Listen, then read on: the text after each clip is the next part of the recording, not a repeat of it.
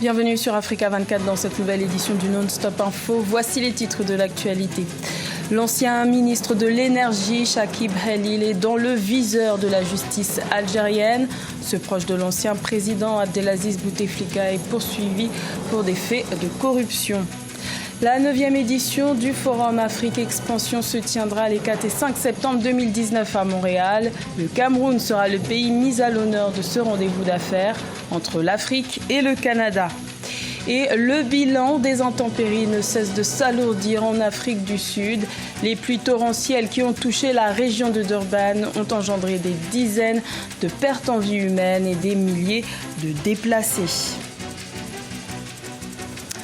C'est un grand ménage qui est en train de s'opérer au sommet de l'État algérien. Plusieurs têtes sont tombées depuis le début de la contestation populaire en février 2019. Et c'est désormais l'ancien ministre de l'Énergie, Chakib Khalil, qui est dans le viseur de la justice algérienne. Depuis le 24 avril, il est poursuivi pour des allégations de corruption. Ashley Duprat. La purge continue en Algérie après le limogeage d'Abdelmoumen Ould Kadour, PDG de la Sonatrach. C'est au tour de Chakib Khalil d'être visé par une enquête. Proche d'Abdelmoumen Ould Kadour, Chakib Khalil, ancien ministre de l'Énergie et des Mines, n'a pas tardé à réagir. Nous sommes à un moment critique et une situation inopportune pour accuser et tenter d'entacher l'honneur des autres. L'insulte n'est pas de la moralité et des vertus. Ceux qui accusent doivent apporter des preuves. La Cour suprême doit statuer de sa responsabilité dans des dossiers portant sur des affaires liées aux infractions au change et le transfert des capitaux, mais aussi sur la conclusion de contrats de la Sonatrach avec 2 entreprises étrangères. Mais cette soudaine relance de la lutte contre la corruption représente pour certains observateurs la traduction du mouvement populaire que connaît le pays depuis février. La révolte d'une certaine manière pacifique du peuple algérien se traduit après par des actions en justice qui rassure aussi l'opinion, mais qui donne une incarnation finalement à ce mouvement populaire. Et je pense qu'aujourd'hui, nombreux sont ceux qui vont se cacher de façon à ne pas trop apparaître, parce qu'effectivement, on parle d'une chasse aux sorcières, mais elle reste quand même assez cohérente. Rappelons que ce n'est pas la première fois que Chakib Khalil, proche de l'ancien président Abdelaziz Bouteflika, est impliqué dans un scandale de corruption. En 2013, les autorités algériennes ont émis un mandat d'arrêt international contre lui dans le cadre d'une enquête sur le versement de commissions, puis il a été blanchi en 2016. Son surnom précède ses ambitions. L'archipel Sao Tomé et Principe, aussi appelé l'île Chocolat, projette de se lancer dans la production de chocolat de luxe. Cette industrie est donc en quête de certification pour s'assurer une ouverture à l'exportation. Plus de détails avec Nathalie Mo. Alors que l'industrie africaine du cacao est en perte de vitesse, Sao Tomé et Principe essaye de singulariser son marché. L'archipel mise sur l'agriculture biologique pour offrir un produit de qualité. Les producteurs santoméens entendent réduire le goût amer reproché aux fèves de cacao cultivées sur le continent. Globalement, la structure biologique du cacao, par l'utilisation de la matière organique, contribue à la stabilité des conditions physiques, chimiques et biologiques du sol, et permet aux plantes de résister mieux aux variations climatiques et enfin permet à ces plantes de donner des rendements plus élevés et plus stables en termes de quantité et de qualité. L'industrie de la transformation du cacao est en pleine expansion dans le pays. La production locale de chocolat cherche à s'arrimer aux standards internationaux de fabrication.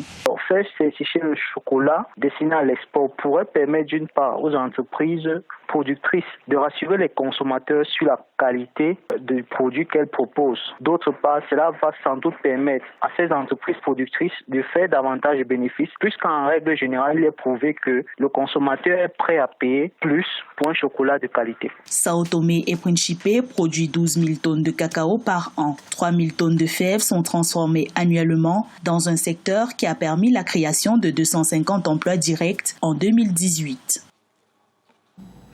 Le Forum Afrique Expansion est en préparation. Cette plateforme d'opportunités d'affaires entre l'Afrique et le Canada connaîtra sa 9e édition les 4 et 5 septembre 2019 à Montréal. La présidente du Forum, Amina Jarba, a annoncé le 24 avril lors d'une conférence de presse à Yaoundé que le Cameroun serait le pays mis à l'honneur de cette édition. Un reportage de notre correspondante Viviane Bauken. Le Cameroun, terre d'opportunités, sera à l'honneur de la 9e édition du Forum d'affaires Afrique Expansion les 4 et 5 septembre 2019 à Montréal, au Canada. L'événement de 2 jours qui accueillera près de 500 investisseurs, entrepreneurs, décideurs africains et canadiens permettra à ces derniers de nouer des partenariats et de discuter des opportunités d'affaires. Nous avons choisi le Cameroun pour plusieurs raisons pour faire ce lancement. Parce que le Cameroun a toujours été présent au Forum depuis son lancement en 2003. Également parce que le Cameroun est aujourd'hui attire aujourd'hui beaucoup d'investisseurs et d'hommes d'affaires, des gens d'affaires du Canada. Également parce que le Cameroun a décidé de renforcer ses relations économiques et ses relations d'affaires avec le Canada. Avec une participation de plusieurs délégations en provenance d'une vingtaine de pays, le Forum Afrique Expansion est une plateforme internationale qui offre des ouvertures sur les opportunités africaines. Cette édition donne aussi la part belle à la jeunesse, levier du développement numérique du continent. Et quand on parle de transformation numérique en Afrique, on implique évidemment les jeunes. C'est pour ça que durant le 2e jour du forum, nous avons un panel qui porte essentiellement sur ce thème-là. Et durant ce panel, on va impliquer des jeunes. Il y a des jeunes start-up africains qui seront présents. Le Forum Afrique Expansion prévoit des déjeuners conférences et plusieurs ateliers. Les principaux grands thèmes qui seront abordés durant cette édition sont l'énergie, l'économie numérique, l'agro-industrie, le financement des projets et les financements directs étrangers.